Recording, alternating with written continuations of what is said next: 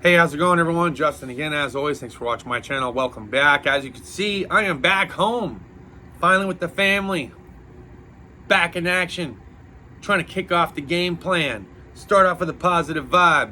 I did run around and distribute some business cards today, both for the mobile mechanic business as well as for my roofing and construction business, so we'll see what takes. Today's video, this is a good one. I thought I would go over my old tackle box.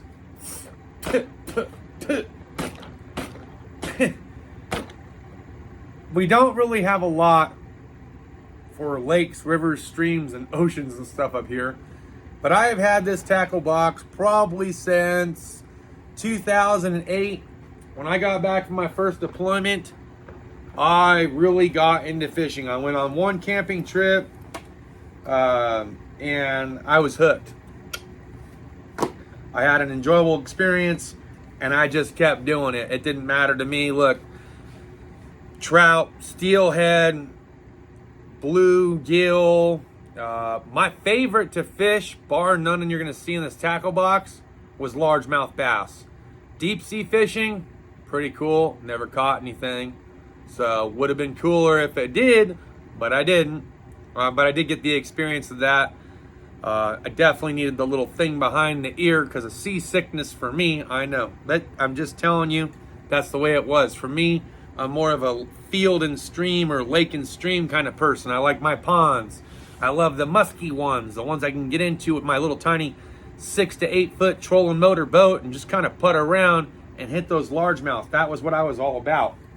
If you asked anybody that ever knew me from when I was up in Oregon, that's primarily what I fish. Justin fishes largemouth bass.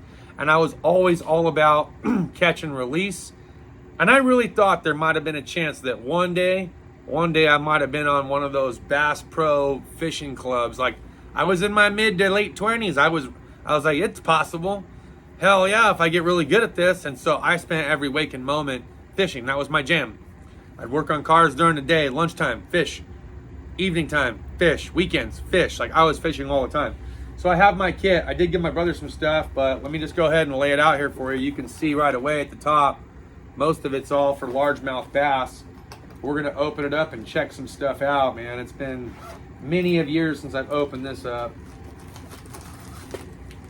All right, so I do got a series of different hooks with weights.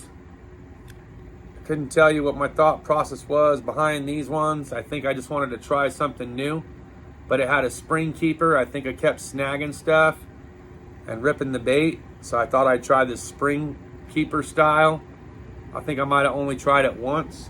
Looks like the pack's only missing one on one of them. This is a fresh brand new pack of Rage Tail frogs. These things were pretty popular with the fish.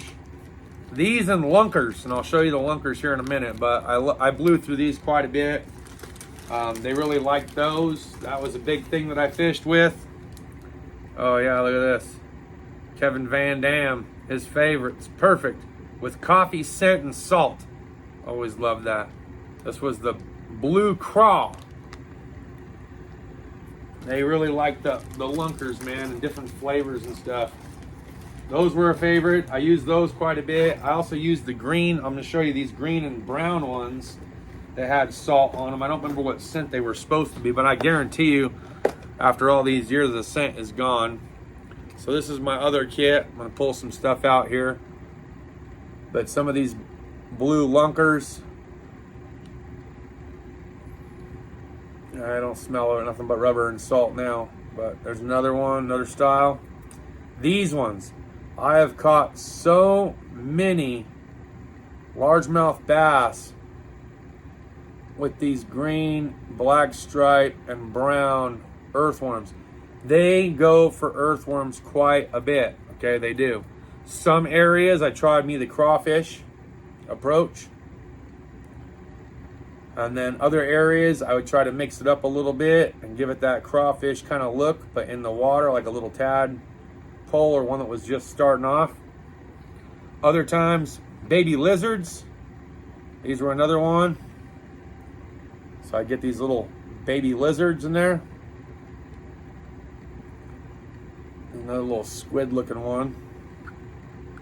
Here, these ones were really good too. I remember these ones. These ones just had all kinds of stuff going on with them. By far, the green, the brown with the black stripe, those and the blue lunkers, those were most popular. The froggy, I think I only had a couple of nibbles at this guy. I think I lost one frog. I had a big one. I think I only lost one to that. I gave one to my brother, but I didn't have much luck with this one. I thought for sure I would because it looked like a little tree frog. Didn't happen. I would get some weighted hooks. I thought I'd try this one out. This was a rat. Figured might be able to get something going off that. Didn't really get anything off that, to be honest. But it's always worth a shot, right? So that's some of those ones. Okay, on to the trout stuff, I guess. So this was funny. My stepson was asking me what's going on here. My former then mother-in-law had diabetes, and I would take her little syringe and I would inject the earthworm with air, and it would turn them into big old lunkers. And so I just kept that in the fishing kit. And then some of these other little weighted guys that I had some different colored weights if I wanted to sink it a little bit further. Just a barrage of different things here.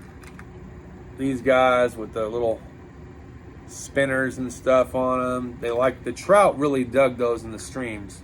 In the streams, those things were top notch. I also would get these little floating balls from time to time. So that way, if I didn't want to run an actual float, which more than half the time I didn't run a float, but I still could of sorts, and I just run like a little teeny tiny one at the very top of the water. I wouldn't run the big bobber style. I would just run these little tiny float balls. Other times I would try these minnow looking ones. Let me get this one out of here. Ah, biting me. There we go. Here's a minnow style looking one. You can see that's a likable biter right there. And I use the barrage of attachments from time to time, different styles of hooks. I didn't fly fish, but sometimes I would buy flies, and using a trout line, I would pitch it in with no weight, no nothing, and just watch it flow downstream, and I'd still get them, to be honest. Without fly fishing, I would just pitch it in there and let it run downstream, and then I'd reel it in from time to time, and I caught a lot of fish like that. Those were really cool. Mostly I ran 8 to 10 pound spider wire. There was a long time there where I was a lazy fisherman, and I really enjoyed throwing a bobber in and then taking a nap and then waking up with that bobber gone. So there were plenty of times I definitely did that. This doesn't have anything really in it, just some weights and other little adapters. Deep sea fishing. This is the stuff that was tripping out my stepson. I was showing him. There's like a minnow. These are the style of hooks I would use. Never caught nothing, but I had the setup. I was trying to catch me a salmon. This is the one I actually used. And then this is another one that I actually used. These are just some other added weights that I would get and add to the mix. So I did a variety of fishing. My favorite though, by far, bass, largemouth bass number 1, trout number 2. Those were the styles of fishing that I thoroughly enjoyed the most. And that's what I did the most often. If I wasn't bass fishing, I was trout fishing. Steelhead was just kind of if I got it. If not, I wasn't worried about it. These are all old baits. I gotta toss this stuff. But here's some old power baits. You can see it's just completely old and just nasty. The marshmallows are all shrunk and almost gone. These ones are pretty much gone. But I would buy these little baits from time to time. These were my preset hooks. If I was just doing some trout fishing, and I wanted a fast hookup, I had this. Otherwise, I like to tie my own, but it does cut time down if I'm able just to hook this on and throw it onto one of those attachments you saw that I had showed you. So I would run these from time to time when I was doing trout fishing. But when it came to bass fishing, I always like to tie my own slip knot and go through the whole process. So just cool stuff, cool stuff. This front one here, some more salty earthworms, some more weights, and then I didn't have this. I'm surprised we didn't have one of these on my brother's boat. I'm surprised he didn't have one on the boat, but this was to hold all my fish with in the water.